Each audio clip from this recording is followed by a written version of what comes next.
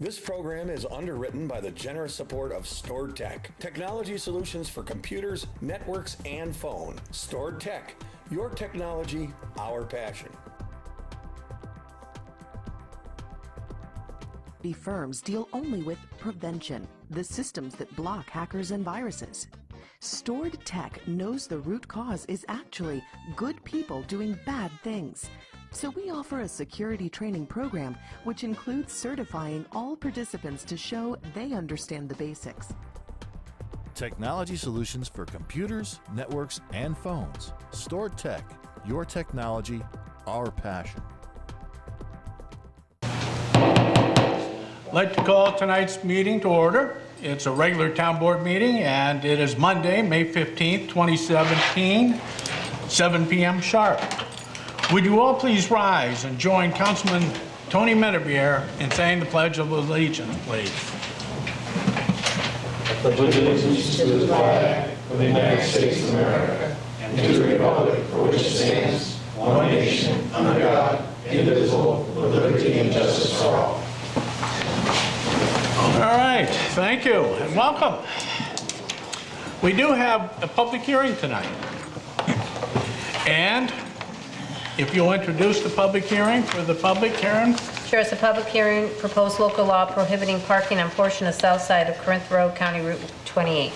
All right, so we're talking Corinth Road, we're talking south side, and we're looking at the section between the eastern end of the eastern intersection of Perry Road to the intersection with Big Bay Road. About 1,972 feet, give or take. We have a public hearing on this tonight. But before I allow the public to speak to this, Tim, is there anything you'd like to elaborate on in your ward? Only that Tommy Vanessa, our highway superintendent, came to me and asked for a resolution because of the congestion there with people coming in and out of Stewart's. Coming across, there's a road directly across from Stewart's, people coming out of that road, Big Bay Road and Corinth Road, and the nuance of the trampoline park opening up soon. He doesn't want to see an influx of people parking on the road and more accidents caused, so that's the main reason for it, safety. Okay, anything else? It is a county road, but the county allows the town to address the parking issues on the sides of its roads, as it does in this case. So I'll open the public hearing. Is there anybody from the public who would like to speak to this proposed resolution enacting a local law that will prohibit parking on the portion of the south side of Corinth Road or County Route 28, as I just described? Yes, sir. Come on forward. What benefit would it have to... Sir, everything is taped. You have to come forward to this table. I'm sorry. Yeah, go. I assume everyone just knows that. What's the benefit to having prohibited parking on that road? All right. First of all, I need your name for the sake of John the record. Bagel. John, I'm sorry, your last name? Bagel. Okay. Okay. And John, you asked a question of what is the rational basis for this? Yes, sir. No parking signs. It's in Tim's ward, so Tim. Basically, safety is an issue. It's a very congested area. I don't know if you're familiar with the trampoline park that's going to open soon, but it's a relatively big building, and Tom seems to think it's going to be a very busy business, and their parking lot doesn't look like it's real adequate, and if there's a party there, you have to come early for the next party. So if we get overlapping customers, he's afraid of parking on the Corinth Road, and it just cause more havoc, pulling out of parking lots, not being able to see down the road for pedestrians or whatever, or even cars, and create accidents. So he's just trying to be on the safe side, prevent something from happening. Thank you. Okay, thank you.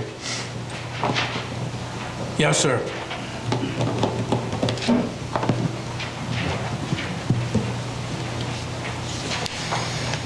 Ron Ball, Queensberry. I think that's a real good idea. No parking. You can do one other small thing. make the Corinth Road 2 lanes going east and 2 lanes going west. So we have a 4 lanes on that Corinth Road. Remove the bridge, expand the bridge, and keep the 4 lanes going until you get to the city of Glens Falls. 2 lanes in each direction, 2 lanes going east, 2 lanes going west, and then put your no parking signs out on the south. Just a small ask. I don't want to get, A couple $300 or so. if I ask too much, I know it won't happen, but we really should be working on Well, Ron, that. it cost us 18 million or so from, That's just for the estimate. no, from the bridge to down to Main Street in Glens Falls was 18 million, so Yeah, but only they can should be imagine how working much on that would that. They cost. should be working on that bridge. I don't disagree. Congestion. Well, they're working on the bridge now. I don't know exactly what they're doing, but they are working on it. I'm not gonna widen it up. No, no. There, thank you. Anybody No else? intention of that. I have a question. Yes.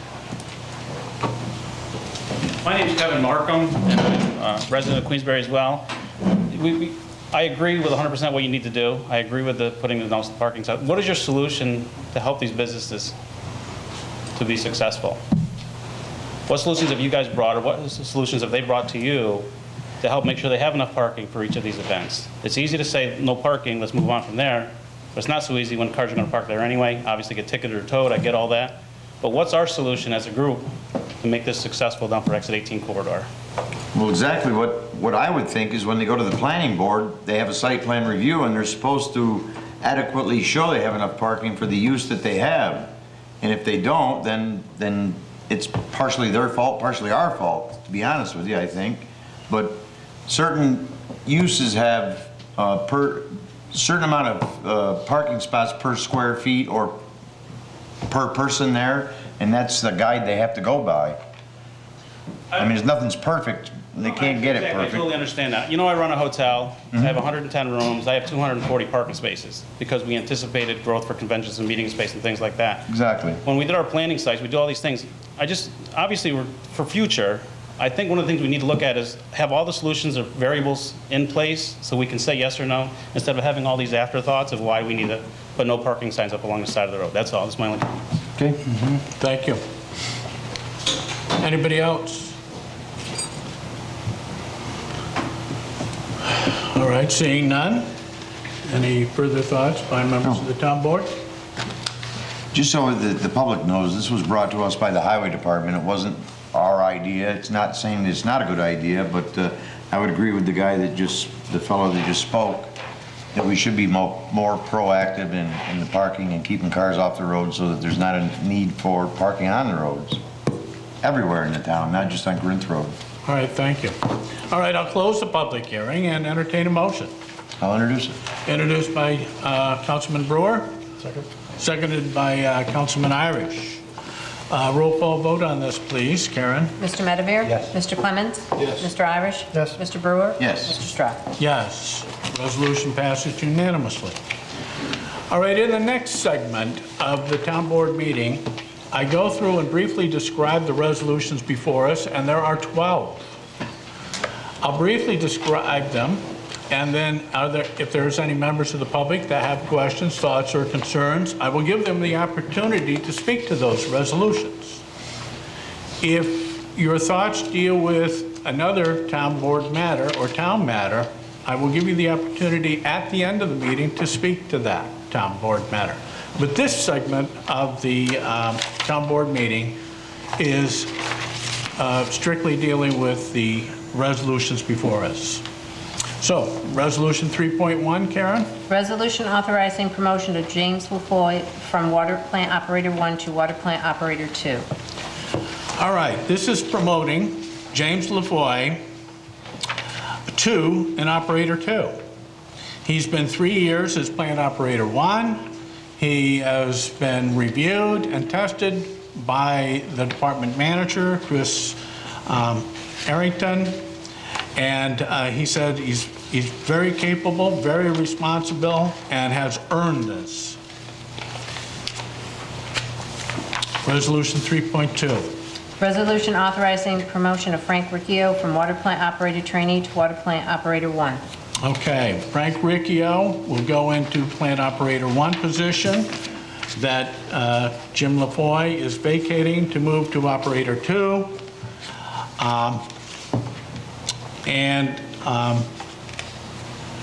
He's taken all the required courses. He has the required amount of time in and experience, and so it's time to move him up. No, it's not creating an opening. It's just moving them up in the cycle of things. Thank you, Councilman Irish. Resolution 3.3. Resolution approving repurchase of cemetery lot in Pineview Cemetery from Sindra Steves. All right, we do this usually. Somebody bought some cemetery plots and they'd like to sell them back. And the cemetery commission and the cemetery superintendent has reviewed this and recommended the repurchase of these lots. So the lots are Sindra Steves. It's in the Huron plot, lot number 14-B, deed number 2930. And we will be returning $234 to her if this resolution passes tonight. Resolution 3.4. Resolution authorizing Ragnar Events LLC to conduct Ragnar Relay Adirondacks 200-mile overnight running relay race partially within town of Queensbury. All right, you can sign up for this. It's just 200 miles. It's a relay race from Saratoga Springs to Lake Placid. And it starts Friday, September 22nd at approximately 3 p.m. and goes to about 11 p.m. Runners will be on the Warren County Bikeway in the vicinity of Birdsall Road, Ash Drive, and Glen Lake Road. And because they're using town roads for this event, three things have to happen. The highway department has to approve it, and they did. They have to show that they have sufficient insurance, and they have, and it must pass this town board. And it might do that tonight. Resolution 3.5. Resolution authorizing Tackett Chiropractic's Run for Ages 5K Run Walk. All right. Tackett Chiropractic has this benefit every year, and it benefits the big brothers and big sisters. It's a 5K run or walk. It's Saturday, June 17th. It starts at about 9:30 a.m. And it begins and ends at 19 Homer Avenue. Yes, they highway approved this. They have yet to submit their insurance, but this resolution makes it contingent upon them submitting a satisfactory insurance certificate for this event. That's if the town board approves it. Resolution 3.6. Resolution authorizing local tourism promotion and convention development agreements between Town of Queensbury and certain organizations. All right, 2 weeks ago, we had this occupation tax allocation. We're going to have round 2 at an upcoming workshop Monday night where we'll review some new applications. And we're also going to propose some new language in our application for next year. I will run that by the town board at next Monday's workshop meeting. Again, this gave town board members 2 weeks to do a further investigation on the allocations, and at least 3 of them have said that they are satisfied. Let's put it back on the agenda. Resolution 3.7. Resolution approving transient merchant market license for Northeast Realty Development, Kevin Quinn, Naomi Polito. All right, well, Americade's coming, so we got to kind of get this out of the way. The applicant has generally submitted everything. The town zoning and planning administrator did have some concerns going forward with this, and his concerns were he would like to, but it's not absolutely mandatory, have a list of participating vendors. He would like to make sure that they get the New York State right-of-way permit. They usually do submit that. But his third item is every year there seems to be more and more traffic generated by this event. And he's wondering if the number of vendors and so forth, that they may have outgrown this particular site. This site is where the teepee is and the leather shop is on Route 9. In any event, this is before the town board tonight. Resolution, and here's a plot plan that the, yeah, this is the one he said I never did for him. Oh, Yeah. Resolution 3.8. Karen. Resolution authorizing agreement between town and Direct Energy Business for power sale of natural gas through mega program. All right, it's time to renew our natural gas price. This is a 2-year or 24-month agreement. We could either go with a fixed price of $4.15 per decatherm, or we go with the variable rate, and then they add about 91 cents per decatherm, and that is their management profit margin, because we're buying at a variable rate at what they can buy it at. So they're not making any profit unless they add this, what they call adder charge. So we did an analysis. Should we go with the variable rate versus the fixed rate? First of all, it's clear that going through the mega program, which is the direct energy business, which does bulk buying for municipalities like Queensbury. If we took a look at the last 20 months,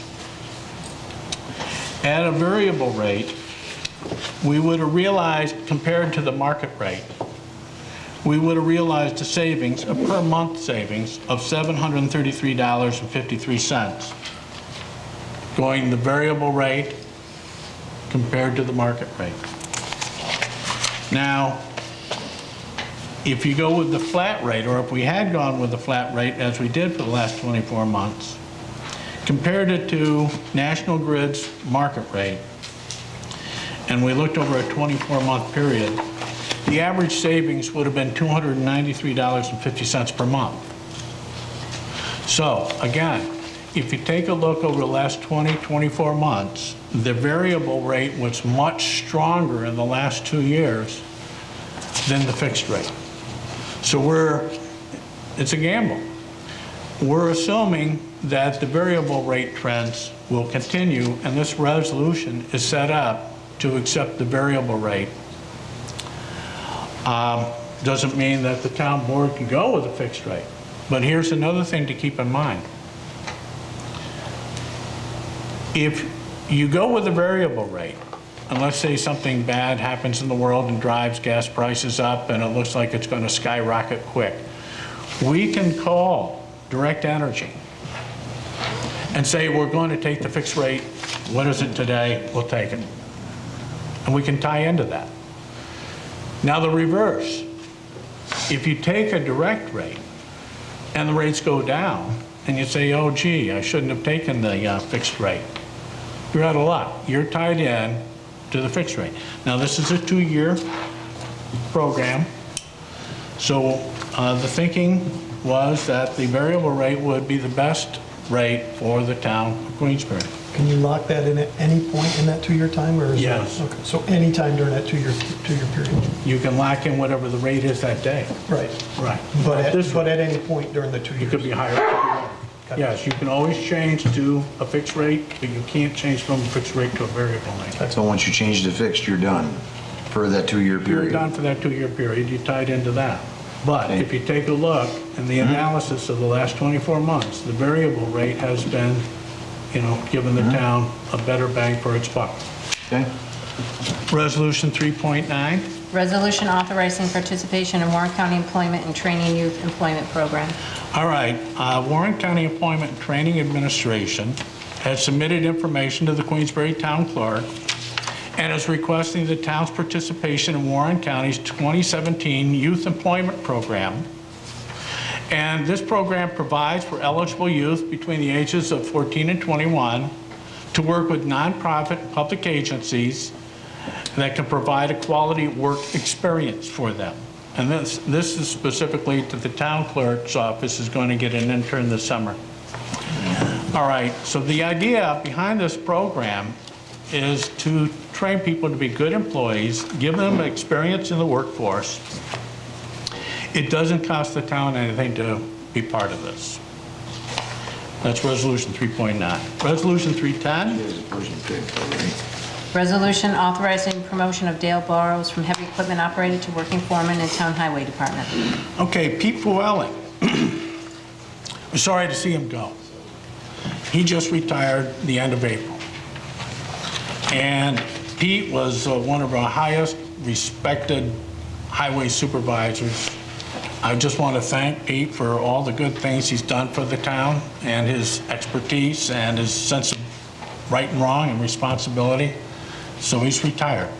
Dale Burrows is next in line to take his place. So this is giving Dale Burrows the working supervisor's position in the department, Highway Department. Resolution 311. Resolution authorizing agreement between Town and Lake George Park Commission in connection with boat launch inspection and boat wash system.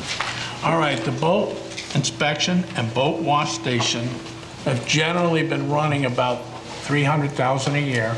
The county puts in 150, 5 municipalities each chip in 30.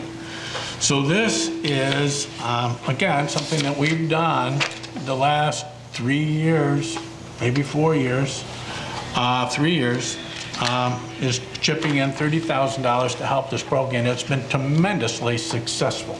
It's been so successful that they're starting to do boat inspection stations like we started and initiated around Lake George throughout other Adirondack lakes. As a matter of fact, the new visitor center that's going in between exit 17 and 18 for the northbound traffic is going to have a boat inspection station. All right, it all started here. It costs money for equipment and personnel to run it, but it's been very, very, very successful. And so Queensbury is usually proud to do its share, and that's Resolution 311. Resolution 312, and the last resolution tonight. Resolution approving audit of bills warrant of May 16, 2017. All right, this is a warrant run on May 11th and a payment date of May 16th for a total of $576,197.95. All right, those are the resolutions before us. Before I open it to the public, any town board member thoughts? Nope, I'm fine. I'll have some comments at the end when we want to decide which ones we want to vote on individually. Okay. Any public thoughts on any of the 12 resolutions before us tonight? Yes, sir.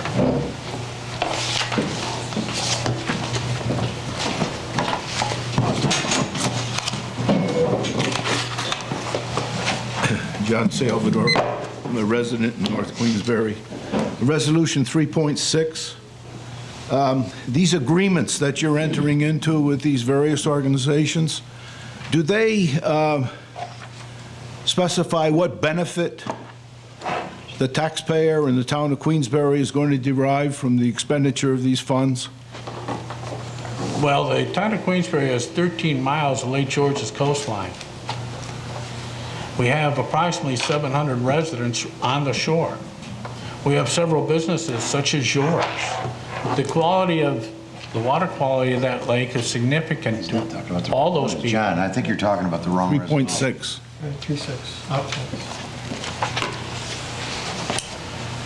3.6. Each one of those submissions have submitted an application where they did go and explain the benefits to the town and the region in some cases of their event and activity.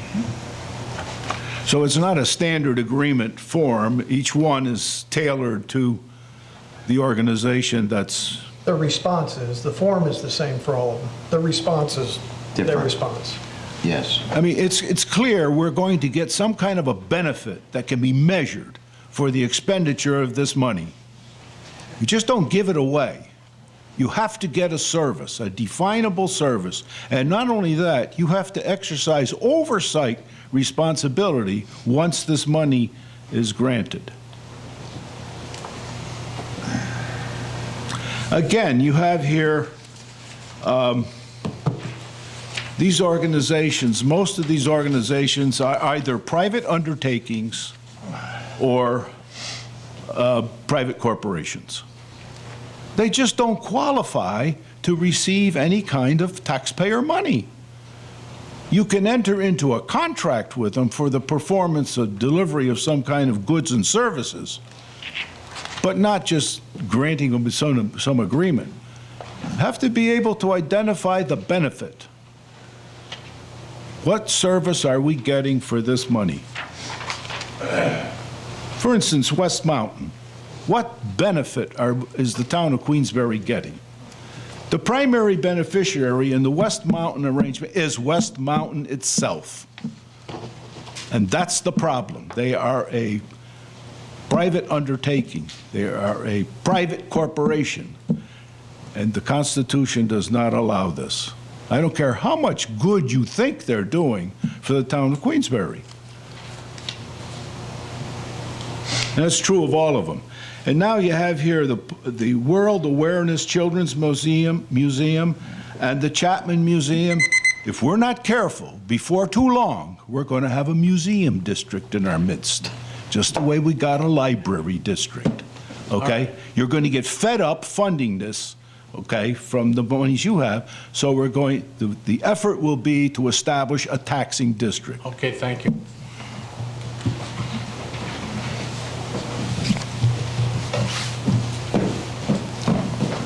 Anybody else? Yes, sir.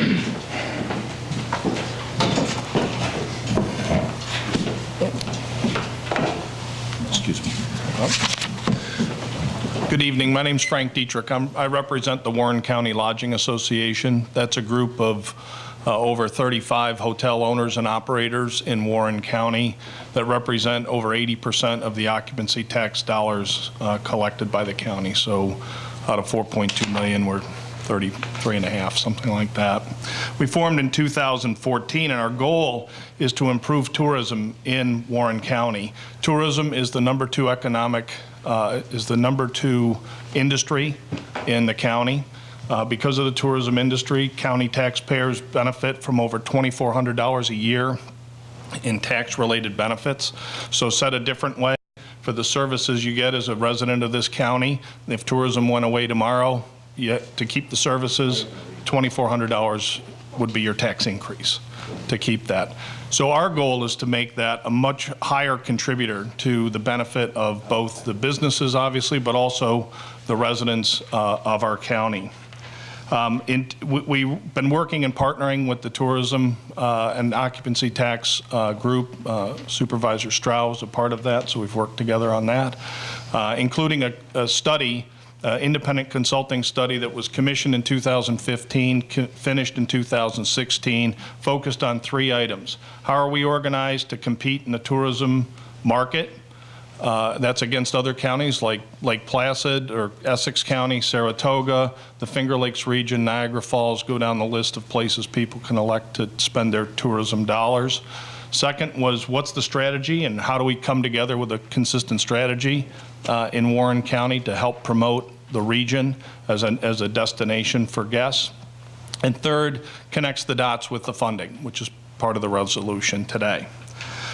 Specifically, regarding Resolution 3.6, today you're going to approve, I believe it's $70,000 or so in your second round.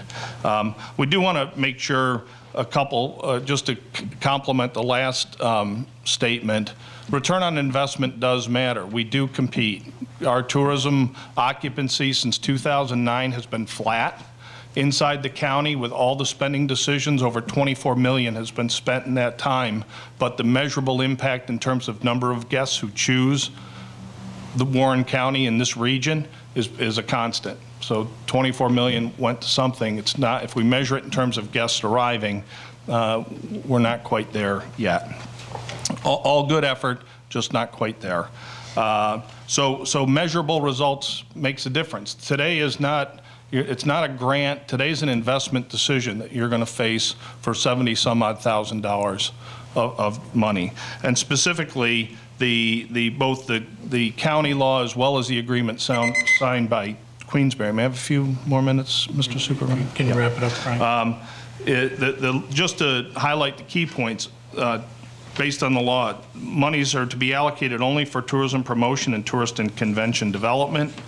And secondly, and further, through the promotion of tourism activities, convention, trade shows, special events, and other directly related and supported activities. So as you go through your decision making, we would ask you to keep all of that in the back of your mind, specifically how does it point directly to the promotion and marketing of tourism. To give you a feel, $70,000 in OCTEX money represents about $1.7 million in room revenue. So maybe 17,000 room nights were sold to produce that monies, the monies that are going to be used tonight. That money has to be reinvested to keep causing that wheel to turn, if you will. And in fact, our goal is to make it bigger. 4.2 should be 5.2. And we also, I'm sorry, Mr. Supervisor. We are working at improving this, as you know. Yeah. And we are familiar with what the county gives us, and our application fits in with that criteria. But that doesn't mean that we can't make it better. So on Monday, we're having a town board meeting where we're going to take a look at our application, see if there's wording that we can add to improve it, fine tune it, and next year maybe get better assessments. And I heard that. I hear you. Yeah. And I think that was great news, and it also dovetails with, as you know, other efforts at the county. And I think that next year as well, we'll have an open public session where these people who are asking for OCTEX money will give a presentation before the public and the board. Right. And one thing I would ask downstream, one thing the county's considering through the Occupancy Tax Committee is acquiring a county-wide tool that would be used for both logging, documenting, and then measuring the return on investment for these events. Now, that's not an ultimate decision maker, but it gives you a consistent barometer across one decision versus another here as we prioritize that spending. So, okay. Again, we appreciate the time, Mr. Supervisor. Thank you, Frank. Thank you. Anybody else like to speak to the board?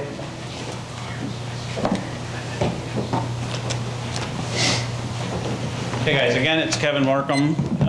Thank you for having us tonight, and it seems like 3.6 is going to be the topic of discussion, apparently.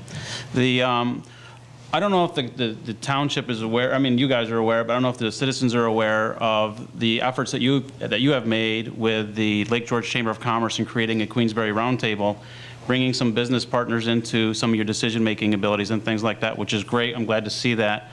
I was actually able to sit in a couple of those meetings, and some really good work is coming out of it. One thing that I would like to do is ask of you guys, I know you did, this is your second workshop, you've already provided one workshop, and it's pretty much of just the board supervisor, town board members and the supervisor. But I'd like to see if you could invite some of those folks that are experts in their field to help you with some of the digestions of the applications that you're receiving, make sure the monies are getting that return on investment. That was a big thing in our last meeting of trying to go with the B&G or whatever, the report of making sure that that's what our head front is getting that return on our investment. So, because I was looking at some of the things here, and you know I wrote the article, or my opinion in the Post-Star regarding it costing $175,000 for the distribution of the $35,000 of the Parks and Rec Department. And I still believe the Parks and Rec Department needs that plus more. But I think that the pie that we're taking it from isn't the right pot. I just want to make sure we're getting return on those investments. That's my only claim, and I want to do that. So if we can invite some of those folks to your table, I think that would be great. Thank you very much. In fact, I did invite some of those folks to the table for Monday night's workshop. Perfect. Thank you. Yeah. All right. Anybody else? Yes, sir.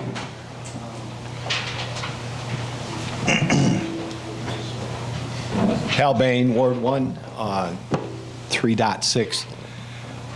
A couple of weeks ago when I was here, we were talking about the organizations that you're giving the money to, and we got talking about oversight and also presentations.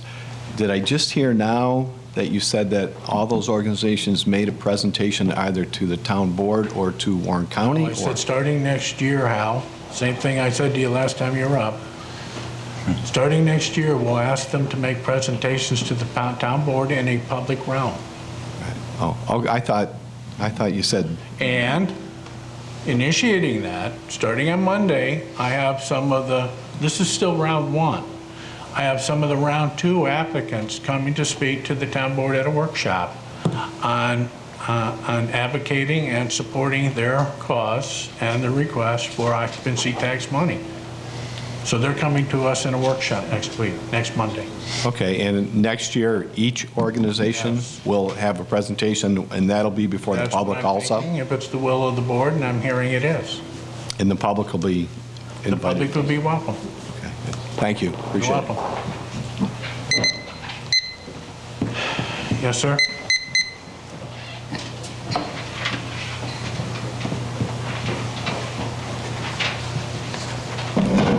Travis White, Ward 4.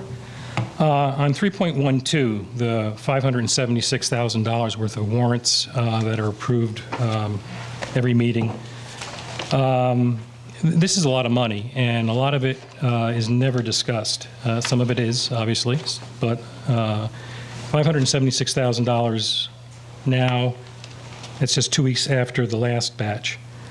In particular, I pick out a payment to the EDC of $28,500. It turns out that's a quarterly payment for your dues. I question the value of that. I did speak to the EDC today and found out who pays dues. The Warren County pays $340,000. Warren County LDC, which is also Warren County budget, $50,000. As you know, Queensbury is probably the largest share of the Warren County budget, so we contribute quite a bit to that amount. No other town contributes a penny. Yet we're putting in $28,500, and that's only 1/4 of our claim. It's $114,000 to the EDC. Now, Glens Falls, the city of Glens Falls, contributes $30,000. They're the only other entity that does. I would question the value that we're getting for this money. In particular, I look at the Cary Road Industrial Park, where the Native Textiles building is still rusting away. The Queensbury Industrial Park, where I don't think any lots have ever been sold there. We heard that Hacker Boat was coming in. That never worked out, even though they had a big grant to encourage them to come in. They were supposed to relocate someplace else. Never happened. You read it all about in the papers, how wonderful this is, but it just never came to fruition. So I would just ask that at some point in the future, that you discuss whether you're getting value or not for those payments to the EDC. On 3.8, the gas issue. I see, John is right that it's a crapshoot as far as which way you go on this. Fixed or variable. The fact is, if rates are coming down, you'd been better off to have been variable. If they're going up, it would be the other way around. You can look at what the chart looks like over the last 10 years, and there's some huge peaks in there, and we're at the very bottom. In this 10-year period, we are coming off the very lowest level, $2.46 average. Back in 2008, it was $9. I mean, that's more than 4 times the average cost. We are down near the bottom.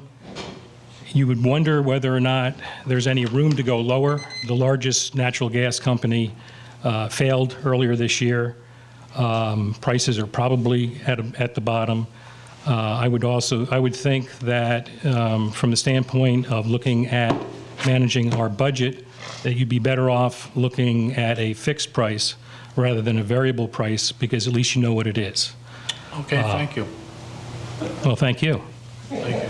So, sir, your time's up. No, it is. Anybody else like to speak on any of the resolutions before us tonight? All right. Thoughts on behalf of the town board, then? I have. Yeah, a couple go ahead. I've got some questions on two of the resolutions also, 3.6 and 3.8, which are the ones that were being discussed the most tonight, and I'd just like to state that when I started on the board, Ron Montesi was the supervisor, and I complained about getting the town board agenda on a Friday before the meeting on a Monday. I felt there wasn't enough time to review many of the resolutions that were complex, and we needed time to review many of the resolutions that were controversial. I know Supervisor Strau and Councilman Medevere should remember this because they were both councilmen at the time. This problem started again when Mr. Strau became supervisor, but after I complained again about it, Mr. Strau started covering the complex and more controversial topics in the workshops, which was good, where we had some time for discussion. But tonight we reverted back to some of the resolutions I feel needed more study. I guess for the first one, 3.6, the occupancy tax, I must have been one of the councilmen that wasn't satisfied because we decided not to take any action on that at a previous meeting, the last one, and we have had no further discussion on that here, and here it is again. It's exactly the same one. I'll have to vote no on this resolution or ask that it be pulled again until we have resolved some of the questions. Weren't we going to individually, Brian, I don't mean to interrupt you, but weren't we going to individually find out or ask questions about certain ones? That was my understanding, that we were going to go find out if we had questions on any ourselves, which I did. That's what I thought. We had an email that went back and forth, and I didn't see anybody respond to it. I didn't even know that there were some people that were for this. Anyway, we had a workshop on Monday, and I think that we should do both of these on Monday and talk about it then. Then we'll have some time to discuss that. The second one is Resolution 3.8, which is the agreement for the purchasing of natural gas for 2 years, which we not only haven't discussed, but I didn't even see this until last Friday. And I'll have to vote no on that resolution also, or again ask that it be pulled until we have some time to review it more carefully. So I would ask that resolutions 3.6 and 3.8 be voted on separately or be pulled, one or the other. Okay.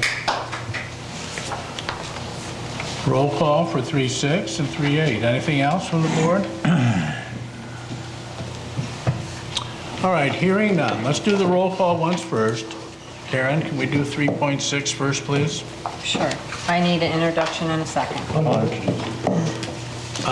Moved by Councilman Irish, seconded by Councilman Brewer.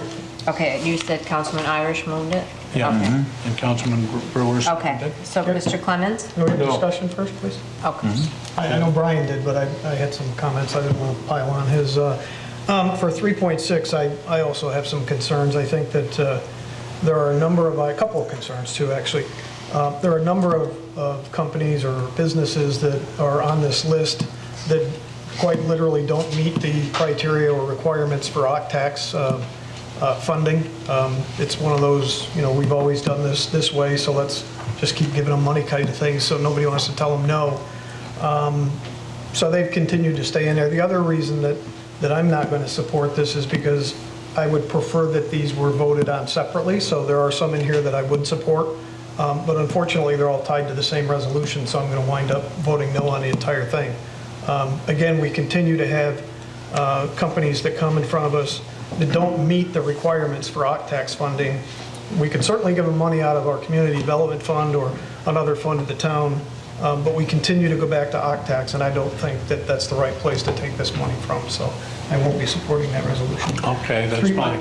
I'd just like to add on to that too, that I really don't like the current process, and I think we should run all these applications through a committee that really scrutinizes all of the applicants. Where were all these ideas when we had the workshop when you guys had these? I understand that. I mean, that's what we had the workshop for, and you never brought a thing about this up. Before you were on the board, we've asked repeatedly that a committee be set up with folks like Kevin Markham and Frank Dietrich to sit there and look through these to say, yeah, this looks like it's something that we could support, because they're the businesses that are putting money into this.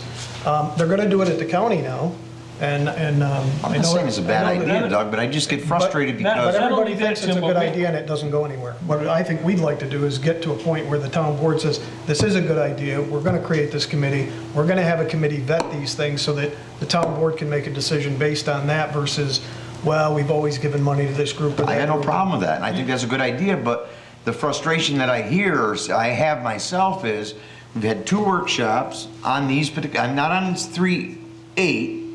3.6. Excuse me, what one is the 3.6. gas? The 3.6 we did discuss several times, and we walked away and said we were going to ask questions between the 2 meetings, and nobody ever does until you wait until now and then bring up the questions. Well, that's not a way I of didn't doing even know it was business. going to be voted on again. And secondly, we've made up an application, and some of the people that have applied haven't filled out the application and put in some of the things that we've asked for. So why do you wait till the meeting to bring it up? Why don't you say in the middle of the week or something? I'm going to say something at the next workshop. We didn't have a workshop after this. You don't have to have a workshop to say something, Brian. We all can talk on the phone or emails or whatever. Jesus, I mean, I've never denied a phone call from anybody. All right, well, today is Monday, May 15th. On Monday, May 8th, I sent this out to the town board to ask them if they had any thoughts on the matter. And I heard nothing. That's right, there was no reply, were there? From you or Doug Irish. I didn't see any for Tony or... There's the email. You want a copy of the email? I would. Well, I mean, I saw the email, but I don't know that it's, first of all, I don't know that it's legal to build consensus through email. And there's not much difference between that and having a quorum. You didn't say yes, There's you not didn't much say difference no, you between didn't having a say quorum anything. and a... No, asked if there was any questions. That's exactly my point, Jim. is I don't believe that we should be conducting business by email. React to it. I didn't see your reaction, that's for sure. I didn't. And I didn't see any other ones. Okay. I know how you're going to vote.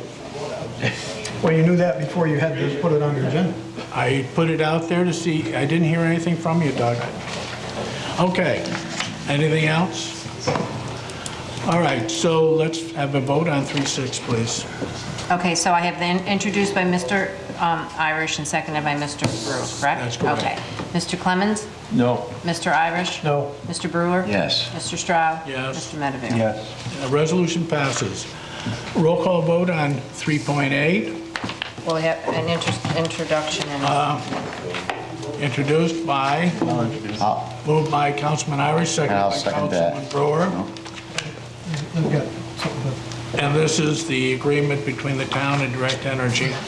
I also had some concerns about 3.8. I did speak with John before the meeting, and he cleared up what my concerns were.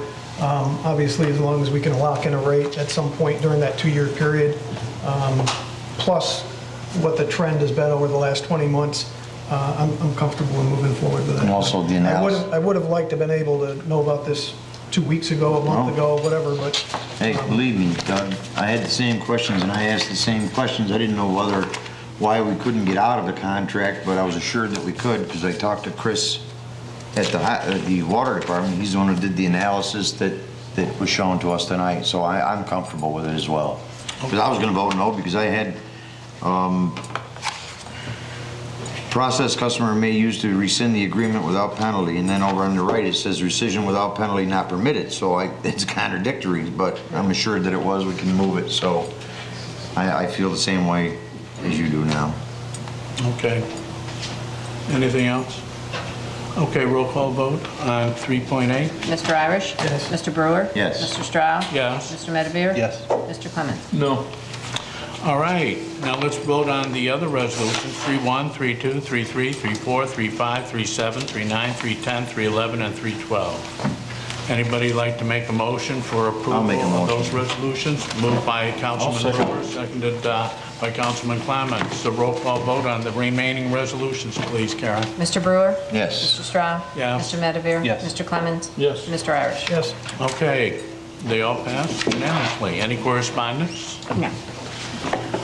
Privilege of the floor.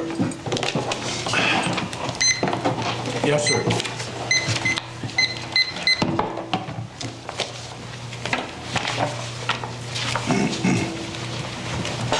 Ron Ball, Queensbury.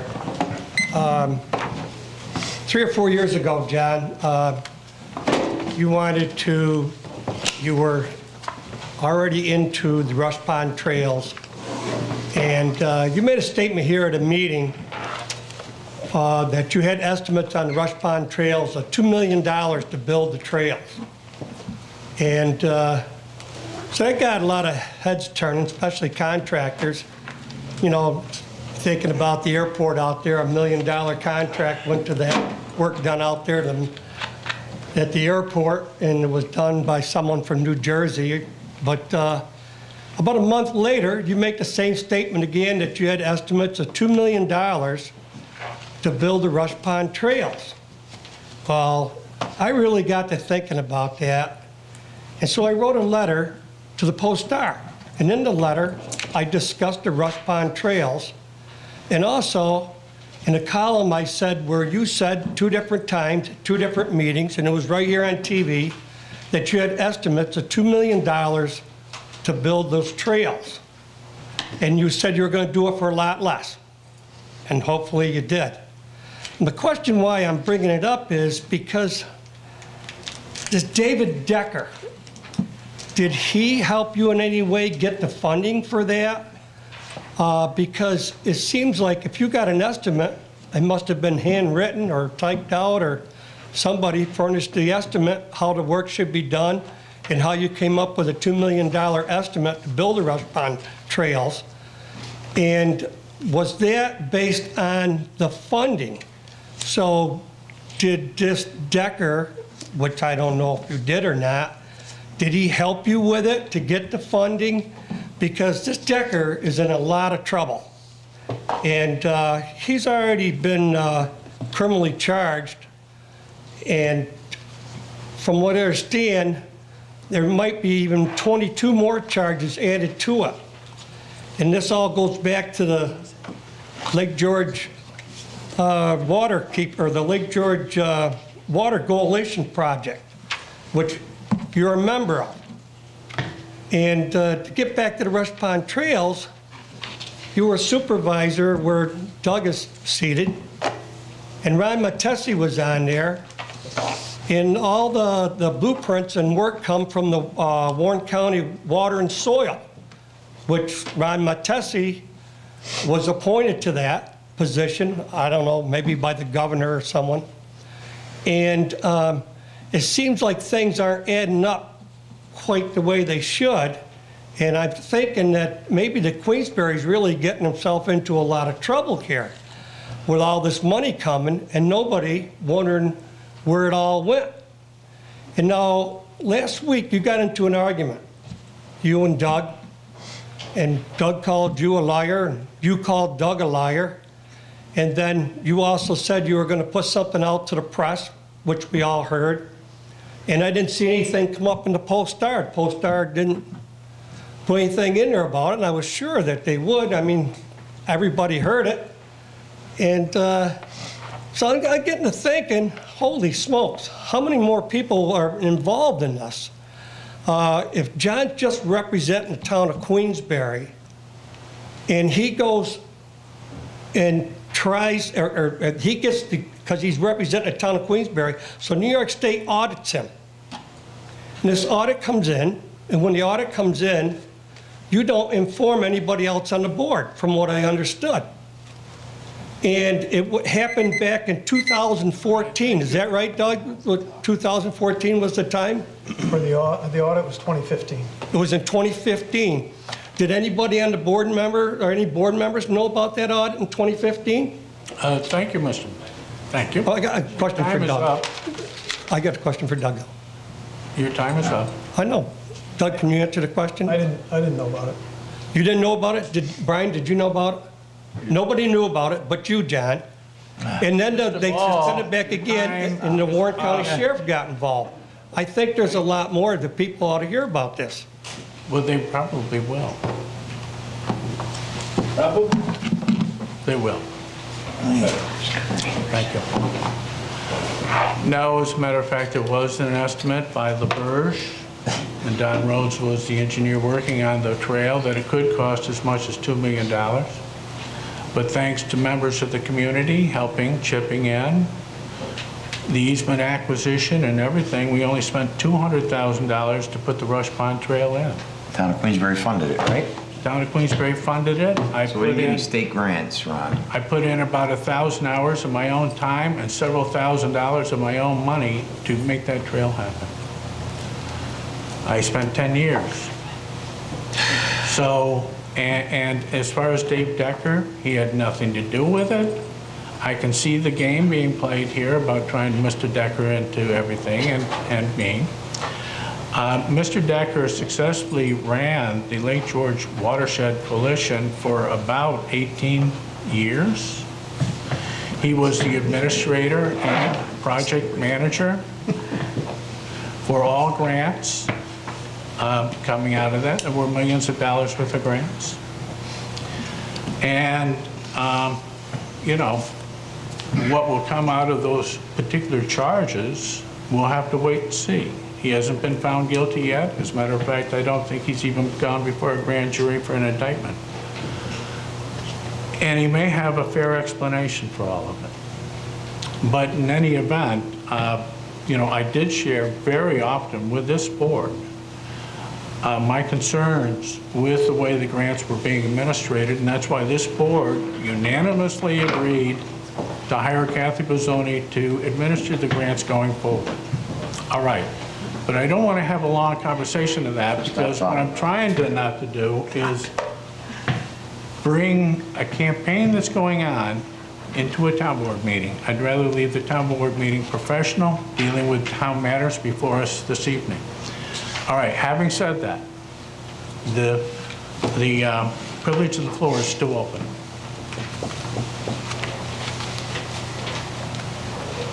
Yes, sir, John.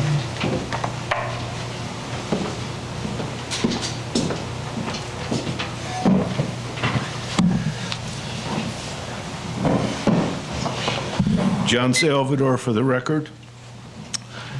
At your last town board meeting, Mr. Derby from the Glen Lake Association mentioned the fact that the town is intending to take a look at its marina regulations. And I understand that there's a workshop session scheduled for the 24th of May in that regard. Is that still the case, Mr. Straugh? Yes, I think it's the 24th or 22nd. 22nd, isn't it? It's 22nd, John. 22nd? Okay. Certain of you town board members who have served on either the town's planning board, zoning board, or even the Planning Ordinance Review Committee will recall my bringing to your attention as early as 2001, some 16 years ago, that the building inspectors and zoning officers of local government lack authority to regulate the location and the manner of construction of boathouses and boat docks on the navigable waters of the state. Because the foundation of these remarks was based on several decisions related to distant navigable lakes and rivers in the state, my pleadings went unanswered. It was not until former Supreme Court Judge Krogman on May 22, 2012, made a decision in a case involving the town of Lake George, wherein he found, quote, the state has exclusive jurisdiction over projects constructed within the navigable waters of the state. That the door was open for Judge Alisi to find the town of Queensbury without authority in the matter of Gene Hoffman's boathouse on Cleverdale. And by the way, that issue is still open, has not been settled. This town does not have the authority to issue an occupancy permit. You didn't have the authority to issue a building permit. That's the hang-up. All of the relevant decisions were in reliance on a 1957 New York State Court of Appeals decision and order in a Lake George case captioned, The People v. Systems Properties, wherein the highest court of the state found that, quote, on the navigable waters of the state, the sovereign power of the state is not limited to regulation of navigation alone, but extends to every form of regulation in the public interest. Now, what is the public interest? that we are not over-regulated, that there's one organization that calls the shots.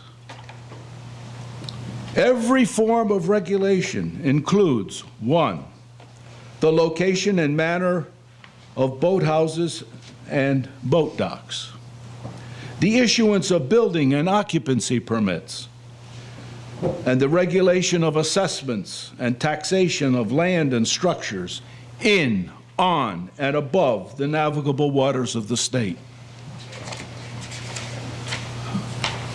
It is time for the Town Code, Chapter 179, to reflect the court's recognition of the state's sovereign power. Gentlemen, the town has no jurisdiction on the navigable waters. They are well defined in this respect. What section was that, John? Pardon me? What section was that? 179? 179. Your Town Code 179. Oh, all right. That's the zoning ordinance. I know. All right, thank you, John. Specific section. All right. Yeah. Thank you. No, right now, it's not clear in the way the zoning ordinance is written that there is a difference between a water body like Glen Lake, which is not classified as a navigable water. John, we have that scheduled for discussion at a workshop, all these issues. Town council will be there. Yeah. Okay, thank you. Your time is up. We've discussed this many times to no avail. Maybe this time.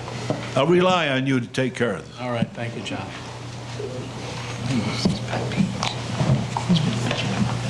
Anybody else? And he doesn't understand. Yes, sir.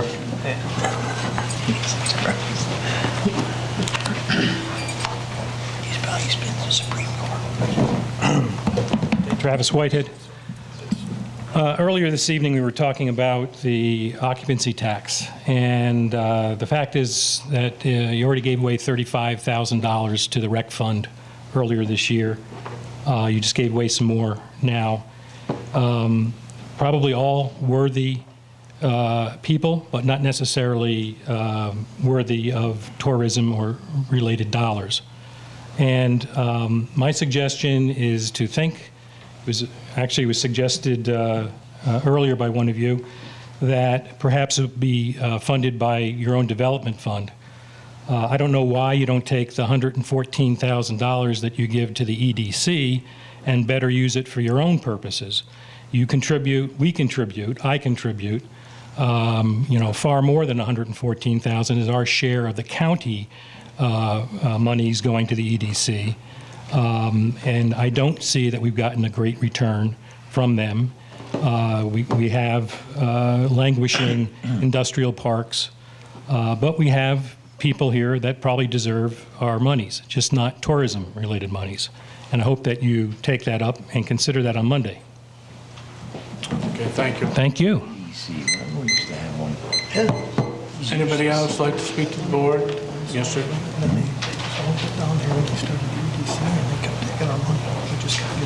Al Bain, Ward 1. A comment and a question. Comment is I'm disappointed that 3-6 passed. Those are all great organizations on there, but I don't see the economic impact coming back to giving a Chapman $8,500. I just don't see that coming back to this area and the Children's Museum for $1,000 or whatever that happens to be. Not that they're not great organizations, but as was mentioned, maybe that money could come from another fund in the future. And it used to come from another fund. Well, and I know, John, you're working on this and you have a plan. I'm on the board of the Tri-County United Way, and we allocate a lot of money every year, and we have committees that go out and interview all the principals in these different organizations. And we look at their 990s or their financials and what is your long-range goal, what's your short-range goal. So I hope that's the plan that you can have in place. I think that would work well.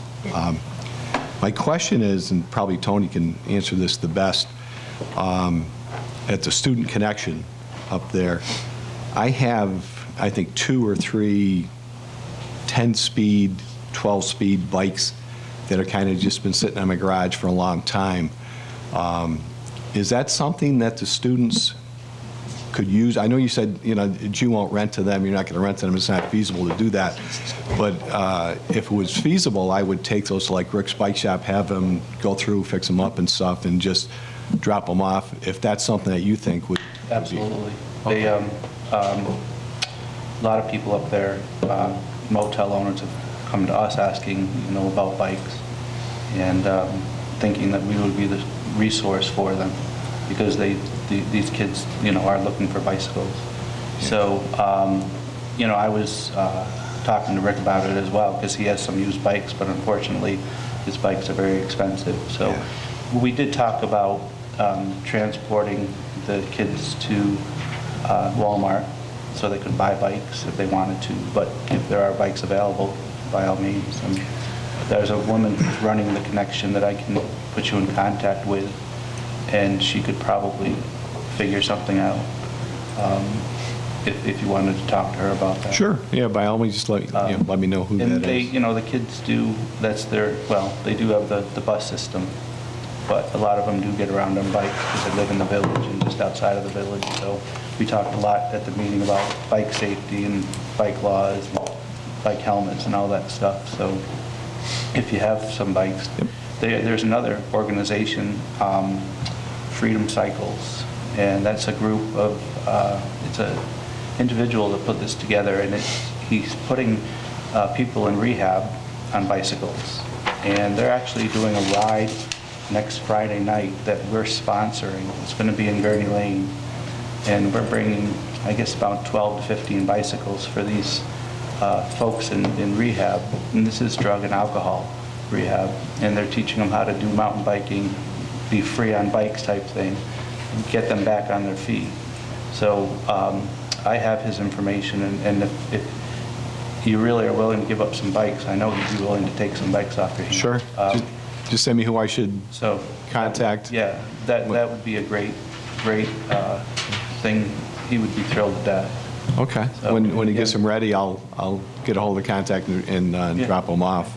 And I also, maybe other people on the town board and people in the public could follow my lead and check your garages and check your barns and check your areas and see. You may have something set in there that you could do the same thing, because I know those students would really appreciate that. And they would. The biggest problem, I guess, is at the end of the year, the students just dump the bikes anywhere. Yeah. We take them at the dump. If they're going to dump them, we can. You want to take them somewhere so they can use them again next year? Just take them. Well, but they're good bikes. That's yeah. Why not? Why can't we find a place where they can take them? Well, it's funny because I was talking to this woman about that's running the Student Connection, and she actually offered some storage for the winter.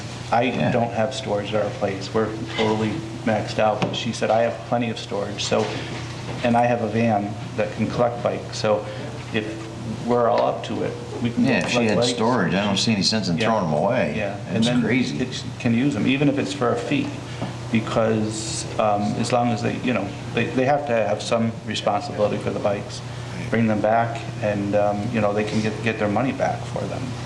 So, I mean, it's just a lot of thoughts going around right now as to how to help these kids.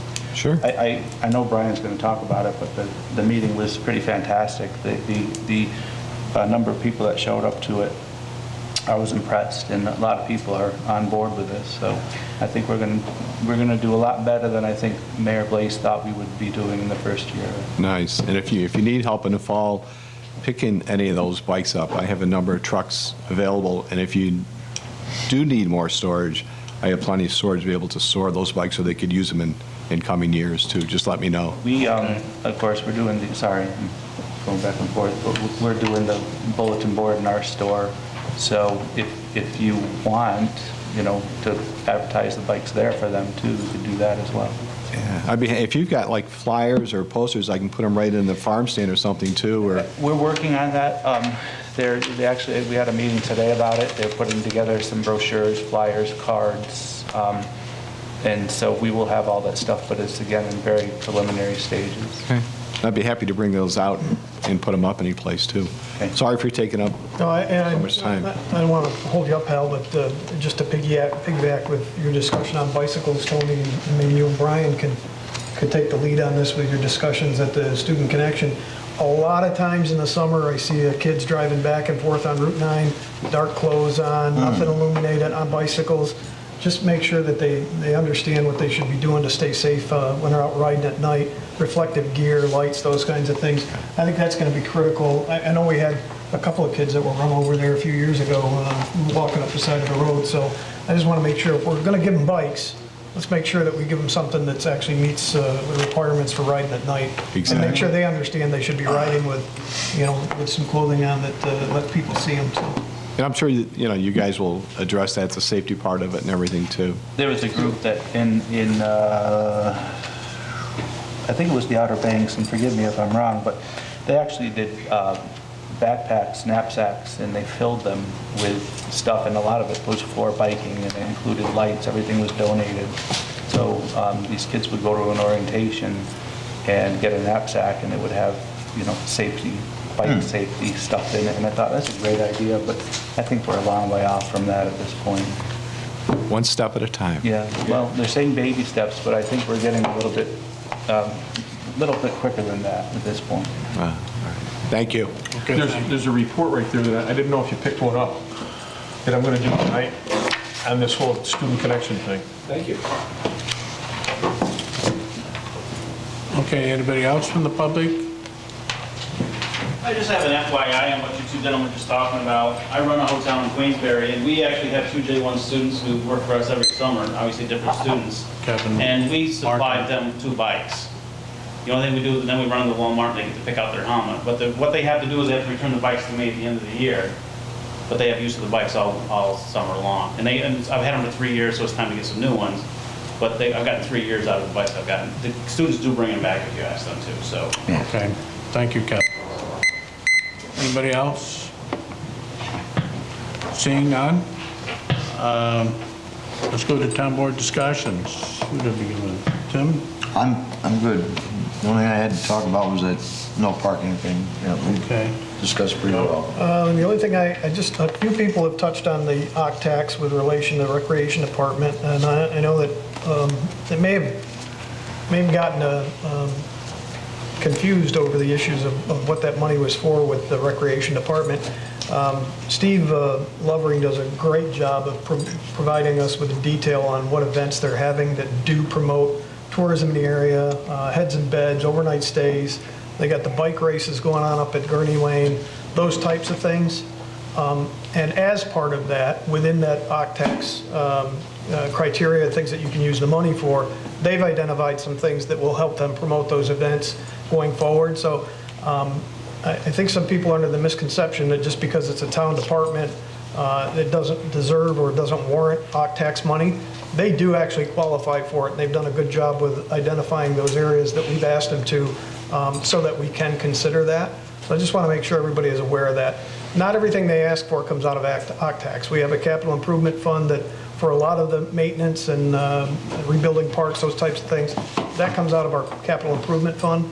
But there are some things that they qualify for from promoting a tourism booklet, some of the pamphlets, some of the stuff that they spend money on from that perspective that they certainly qualify for. So I don't want anybody just to think that they're hitting that OCTAX because the money's there and they think they deserve it. That's not really the way that happens. So attended along with Supervisor Strau and Councilman Clement's Baskets for Ben on Friday night. It was a fantastic event this year. They broke their record from last year, so I think the public has been very responsive to what's going on with the Ben Osborne Memorial, and I want to thank everybody that's been involved in that.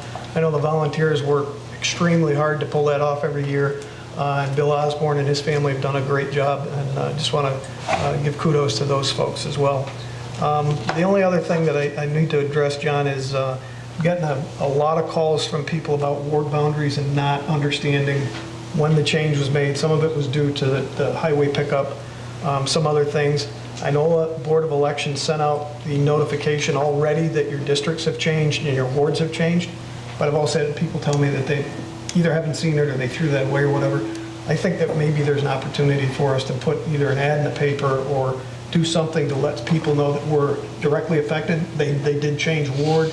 I don't think districts is as big a deal as ward boundaries, but we should identify those that are actually moved into another ward and let them know that you have a new ward, you have a new voting, potentially new voting place. Board of Elections, I was up there today, they're not going to send out another notification until election time. We might want to get ahead of that with some kind of an advertisement. Well, and I had asked Ken Tingley to do something, and it's on the front opening page of the town board, of the town's website. Yeah. So go to the website, it's on the opening page, you can't miss it, it's big, and it will show you the wards, but you can also go into property locator. And if you do, find your property, and it says right there what ward you're in.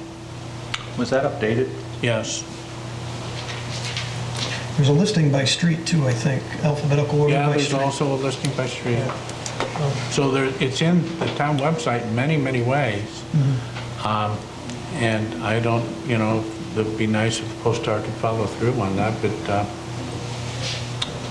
I agree with it. Yeah. Okay. Councilman Clemens. Yes. We've had some discussions on the student connection, and I know there's been a lot of discussion on that. I have a report on it. I went to a meeting on May 9th, and Tony was also there at 10 a.m. at the Village Hall in Lake George.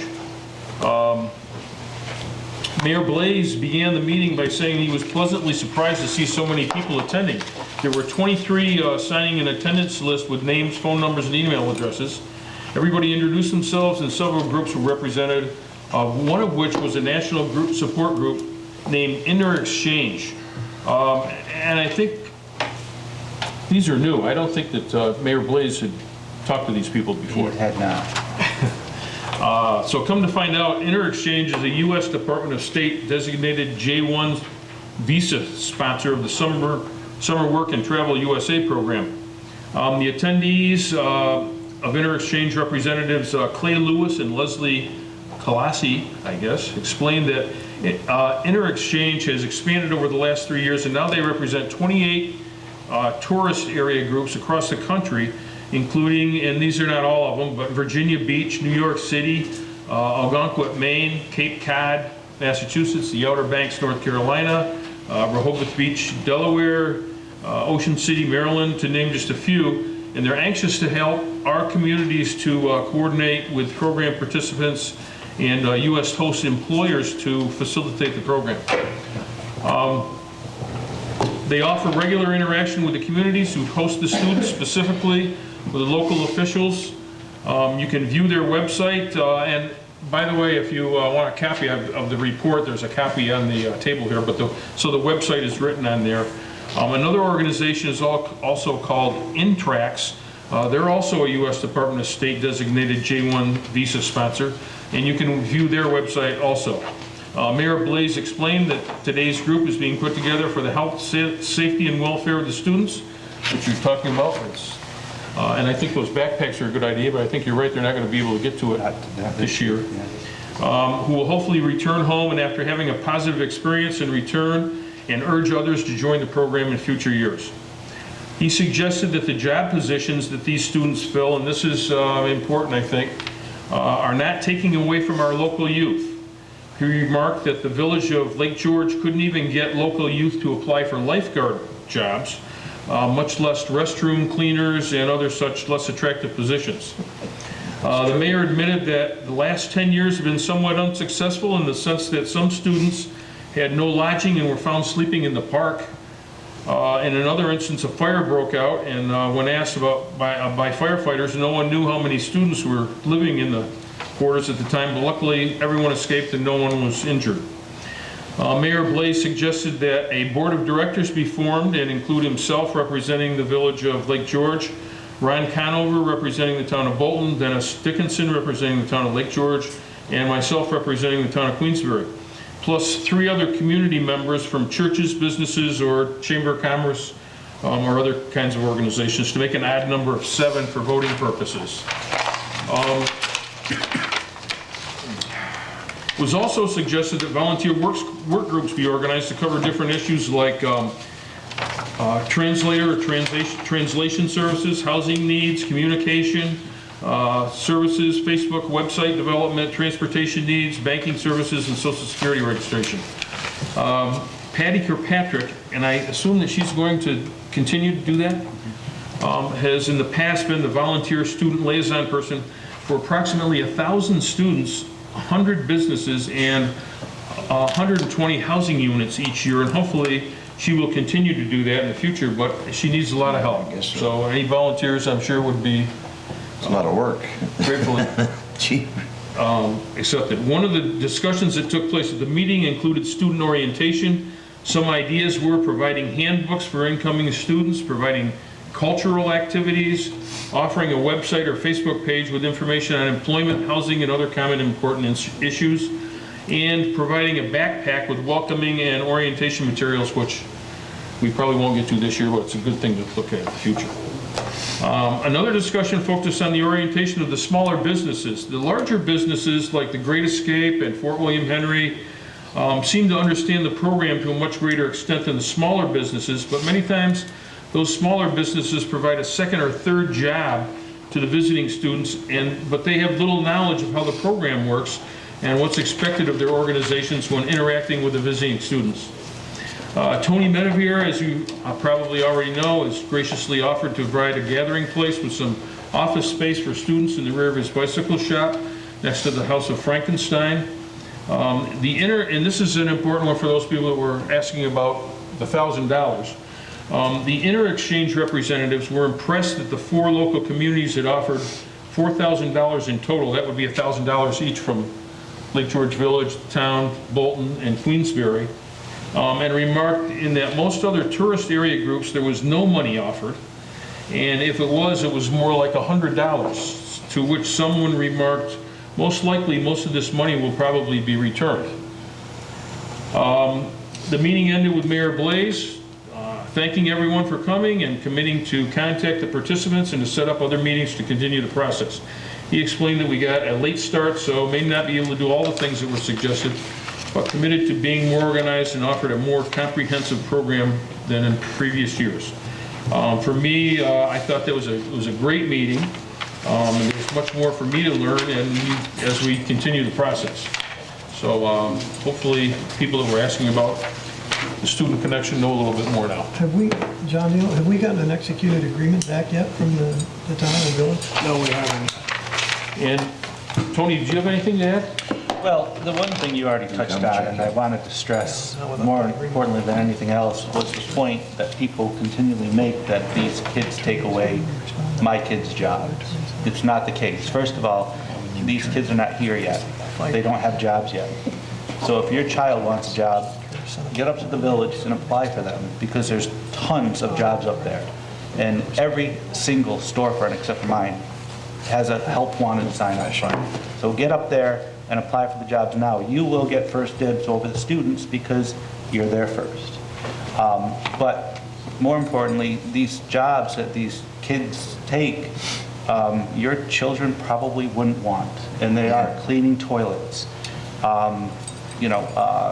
In 2 instances. Picking up trash. Yeah, it's the trash. It's stuff that your children probably wouldn't get up to go to work for. Is there a ratio they have to meet, Tony, for?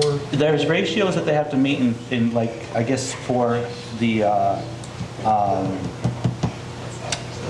amount of people they hire, but so it was explained to me, one very large institution had 3 job fairs before they could hire a foreign worker. And in the 3 job fairs, 1 person showed up. 1 person showed up. So they had to petition the state to say, okay, we need to hire these foreign workers because we have nobody to do these jobs. And it was approved. So they can get a waiver. Yeah. So again, can't stress enough that these are the jobs that kids don't want. So I think that the Great Escape said that they usually hire about a quarter of those kids that are coming, about 250 kids. Is it really? Just the Great Escape. Yeah. They all live in one building? I think over 1,000 people during the peak. So, no, it was a good meeting. We had a meeting again today on it for a little while with Patty, and some great ideas are going to come out of it. Yeah, I know. A lot of It should be business. good. The maintenance crew, they're busier than Okay. there and somewhere. All right. For us, anyway.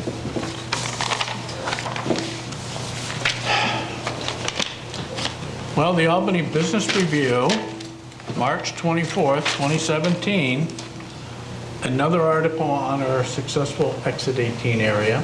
I know they called me, we talked about 45 minutes.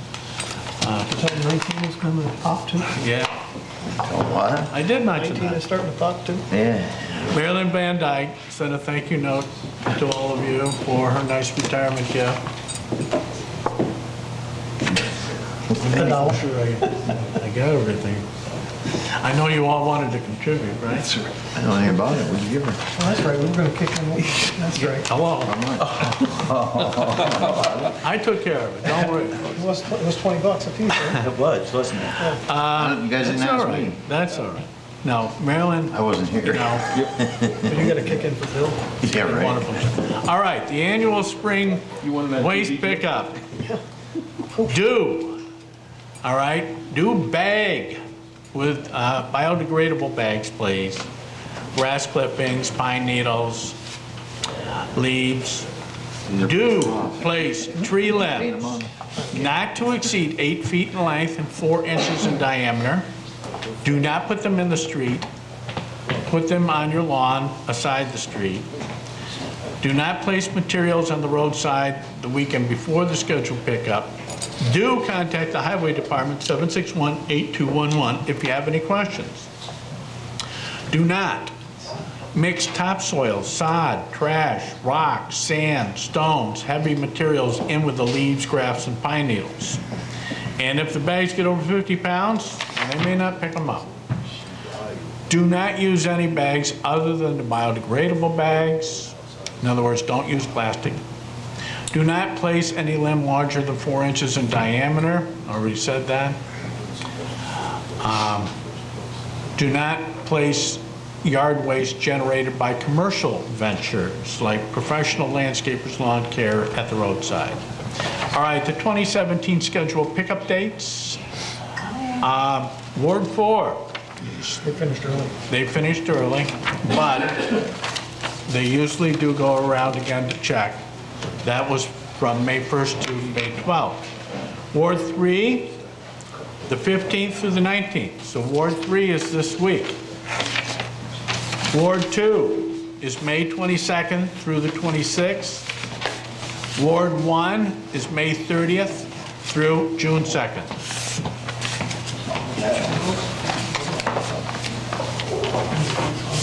Now, I've been getting some strange emails lately. I'm not necessarily talking about yours, Doug. But you'll see, here's one, great news. Your area, Queensbury, was just recognized by Lend EDU's Best Places for Pizza Lovers as one of the top places in the United States for pizza lovers. Well, Capri was actually rated pretty high. I saw the Capri in Lake George was rated All right. pretty high. So, and then And sausage only. I got another one. Ranking New York towns by their deli density index. Delis in this town. Real delis. The Lake George area rates number 2 in New York State. Number 1 was Glenmont. Number 50 was North Philly and Monroe County. Anyhow, Lake George area ranked number 2. Like I said, I don't know the validity of these recent emails. Well, now you're going to get another slew of emails about questioning the validity. We did have PERMA come through and do a safety analysis, and I forwarded that to you. And we are safe. And I just thought we'd bring our own bell here. They said the leadership in Queensbury is doing the right thing by implementing a safety program where safety is actually improved in the town of Queensbury, and we may get out of that Code 59. We're looking good. All right. not last but least. Here you go. I got cash flowing over payoffs, huh? John, Next thing. hurry up, John. Payoff. On camera. Sprinkles closes at 9, you're buying. All right. Brian Clements paid in full. All right. Thank you. Sprinkles closes at 9. The Village of Lake George, Bob Place, you want to read that? Oh, thank you. Okay, said a lot of the same things you just did. Martha's is open. All right, this is important, pay attention. Hazardous Waste Day, coming up, there's going to be 2 of them. You have to register, they don't say you have to, but they want you to register online. Go to the Warren County, New York State, Warren County website. So Saturday, May 20th, and Saturday, June 20th, okay? Saturday, May 20th is going to be at the Warren County DPW building up in Warrensburg. June 17th will be the household hazardous waste collection day here at Queensbury, right back here at the Highway Department. That's just household hazardous waste, right? June 17th. So it's from 9 a.m. till 2 p.m. There's 2 days. One is up in Warrensburg, one is here. June 17th is here in Queensbury. They would like you to fill out this form. Just go to the website and type in the answers. It's pretty simple. It's not long. You can do it in 2 minutes. All right, items not accepted. All right, explosives, munitions, not accepted. Asbestos, latex paint. All right, people say, what do I do with the latex paint? It's not hazardous. If you're done, it's not hazardous. If you're just, it's messy. Take the lid off, let it dry out, and then you can bring it to the transfer stations. That's latex paint. If you just bring the paint cans and you put it in and we compress it, it goes all over the place, it leaks down the road. Dry it up and then bring it to the transfer station. Now, automotive oil, not accepted. Batteries, not accepted. Electronics, not accepted. Not at this. We will take them at our landfill. Take batteries, all right? Okay, we take the batteries, we take the electronics. Your automotive oil, bring it to where you buy your automotive oil. They have to take it. No pharmaceuticals, no infectious waste, no radioactive materials. Okay? So, you know, the other things in your household you're not sure of, you can bring. Those are the things you can't bring. Okay. Last, and I will streamline this and go quickly, because I know that's what you want me to do. Supervisors report to board and community. All right, starting with Tuesday, after last town board meeting, I met with North Queensbury Wastewater Disposal District, Alan Wrigley. He's the chair of that advisory board. We discussed some of their issues. I had an SPCA board meeting. On Wednesday, I worked on town administrative stuff. On Thursday, I had a finance committee. I did a ribbon cutting with Assemblyman McNanstack for the new 99 restaurant. They redid their whole interior, and it's much more Queensbury oriented. But it had a lot of local history stuff, and I bought that up, and I'm donating that to the Warren County Historical Society.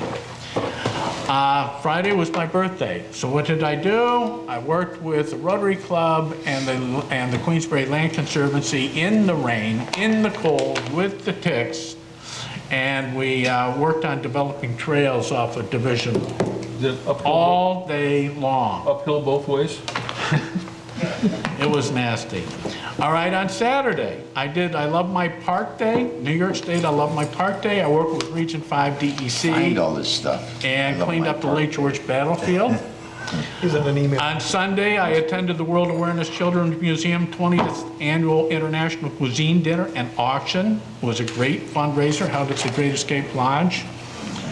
And it's those kind of amenities, the museums and the World Children's Museum, and the list could go on, that gives us in our community a great quality of life.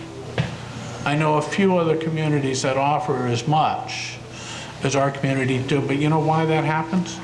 Is because we're all willing to pitch in and help. It was great, the number of people that showed up for that event. Just this week, I went to 5 fundraising events, and they were all very popular, and they were all very successful. All right, Monday, May 8th, since I took Friday off, is catch-up day. Catch-up day, I get about 100 emails a day, and so it's kind of nasty. Tuesday, Memorial Day Parade Committee, and I'll be telling you a little bit more about the Memorial Day Parade, and Maury, I'll be sending you a press release either Wednesday night or Thursday morning. Wednesday, I had a Chapman Education Committee. I help them work on the Pineview Cemetery Tour, which is coming up September 23rd.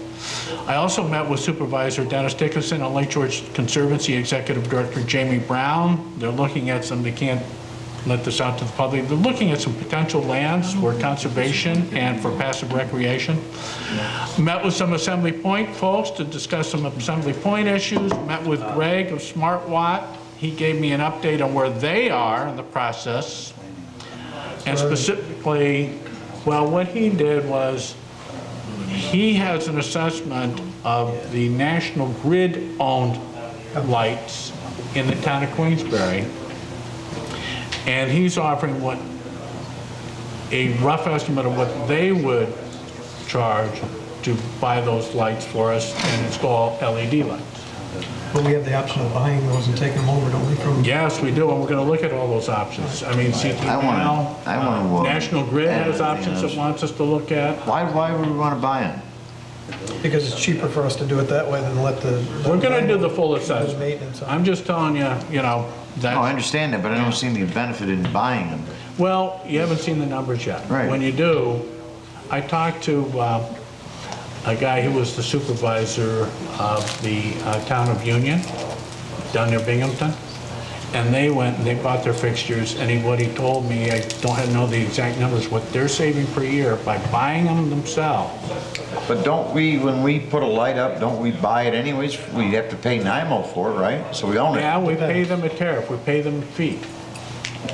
All of this is, you know, I'm not going to talk about... No, I understand, but I didn't know there was any option as to, when you asked NIMO, I can recall having streetlights put up and we pay for the streetlight and the pole. Yeah, we're going to Always look at have. those options. Okay. So much for making this quick. They own some of them. Excuse me, I'm not only talking about one thing. No, about You haven't paid attention for the last 3 years. You're trying to catch up. I met Highway Superintendent Tom Van Essen, Deputy Superintendent Dave Dool, to discuss some highway department issues, of which we met later and talked about too in executive session. I went to the Waconomy Good Scout dinner at the Great Escape, and the honoree was Doug Huntley, well-deserved honor. He gave a great moving speech. Mark Behan was the recipient of the Link Cathers Award, and Kay Hogan was the Master of Ceremonies. It was a very nice get-together. I had a conference with Tom Jarrett. He's the agent for Cedars. Cedars is looking to add 30-plus units. Cedars is off of Bay Road. Cedars is in the Bay Road septic district. I had Councilman Clements with me, because it's his ward, to give the assessment and what they would contribute to the sewer. They are in the district. That's a very important point. Were they considered in the M&J study? Yes. Well, when we did that, Chris Harrington said it would be negligible. Yes. And it was still less than what they had proposed when they started the whole project. So. Yep. So we had that discussion, and you know, part of this is so I can tell you about what, you know, has happened with me so that you know too. Had a SAVE meeting, and we were discussing the new visitor center between exit 17 and 18, and I got a phone call from my executive assistant, Victoria Lamarck, saying, I got to get to the town right now. So I picked up, I was here probably in 10 minutes. I didn't speak. And Tim was already here, and everybody had vacated the building. So I called Sheriff York and said, Sheriff York, what's the situation here? What's the assessment? The assessment is, John, you never were on the list for the bomb scare. I said, well, I'm here and everyone's evacuated the building. And he says, well, you're not on the list, you don't have anything to worry about. Why'd we get that email? I relayed that to the employees, and they said, oh, do we have to go back in? It was a nice day, it was one of those nice days. But they did, they went back in. Jesus. Then I did the ribbon cutting at Fun Spot. Fun Spot's offering a new Ninja Challenge. And I did not do the Ninja Challenge. It's like what you see on TV where you go from one thing to another, you know, and you really got to be in good shape to do that. But in any event, I thought it was great that Fun Spot, and they already have so many fun things to do, added one more fun thing to do, adding to the quality of life for our residents and our tourists. I attended EDC's Seeker workshop, where panelists Mark Shackner, Chris Round, and Larry Wintrob, and Mark Migliore reviewed the proposed changes in Seeker regulations. So that will be forthcoming. I called George Drellis and Ivan Bell. They're going to be at Monday's workshop. We get a full workshop, don't we? Yeah, we do. Here it is.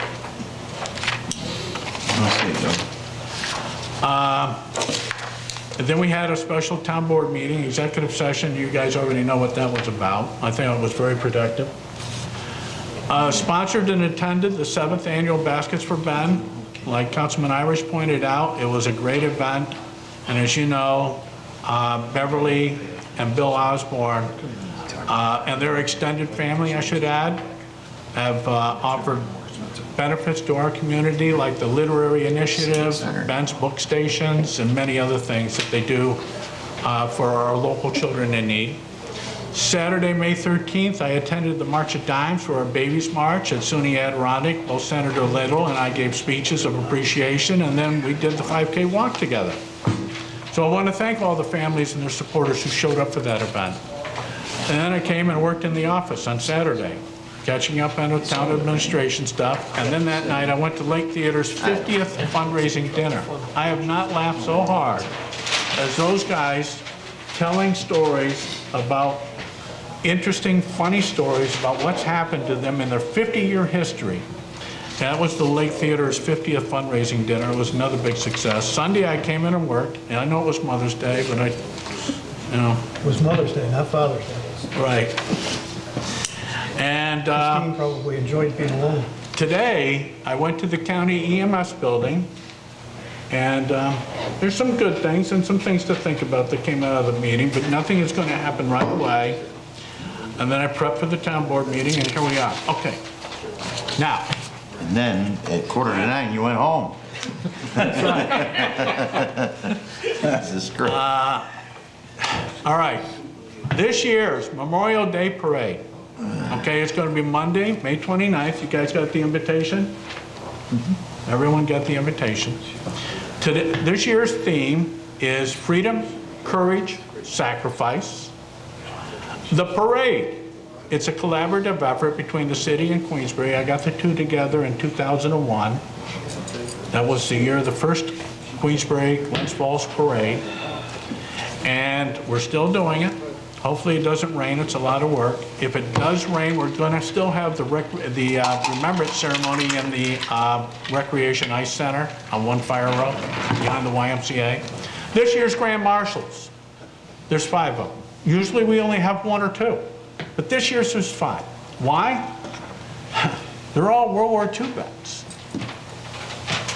And so we put our list together at the very first meeting, and I said, let's do all of them. I mean, they're World War II vets, guys. Let's give them some recognition while we can. So they are Richard Lee, Harold McAfee, Roland Robillard, Phil Santasterio, and Edmund Sipowicz. And I've got biographies for all these guys. Gold Star parents will be William and Beverly Osborne. And we have the Liberated Ladies. Pia Baldwin, Susanna Schuster, you might know her better as Susanna Caravan. She's the one that does the great German cooking at the Elks. And Gunta Drastas Vajas, and she's from Lithuania. These are all ladies who lived through World War II. They were young girls. And I was at one occasion where they shared their stories. Their stories were fantastic. We're giving them some credit. So you will see a Liberated Ladies card. So we also have an outreach program that goes to the high schools. We have essay contest and poster contest. And we have the winners. Glens Falls High School essay winner was Emily Derrick. And I got to thank cooperating teacher Donna Bates. Queensbury High School student essay winner was Ashley McCormick. And I want to thank the cooperating teacher, Mary Tully. Each one was awarded $100, courtesy of Glens Falls VFW and Queensbury American Legion. And you'll start to see the posters out and about town. Wednesday, I will be distributing them in downtown Glens Falls, but you'll also see them in your local Stewart's and other stores.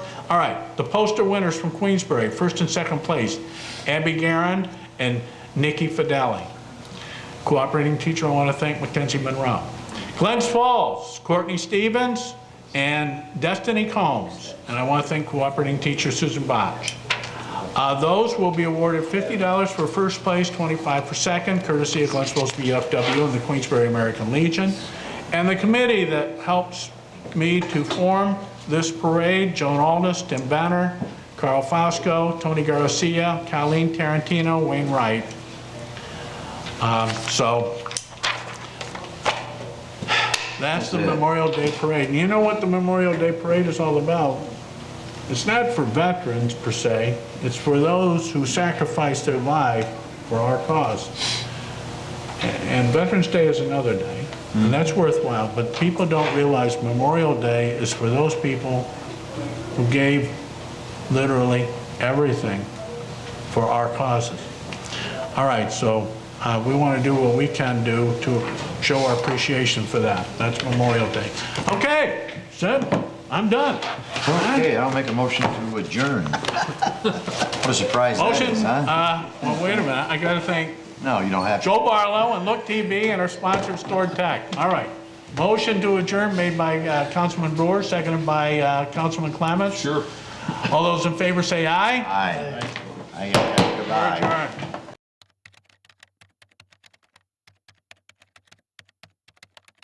This program is underwritten by the generous support of Stored Tech, technology solutions for computers, networks, and phone. Stored Tech, your technology, our passion.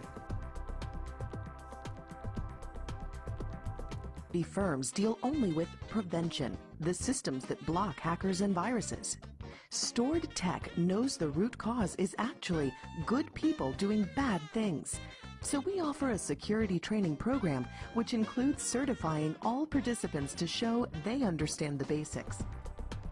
Technology solutions for computers, networks, and phones. Stored Tech, your technology, our passion.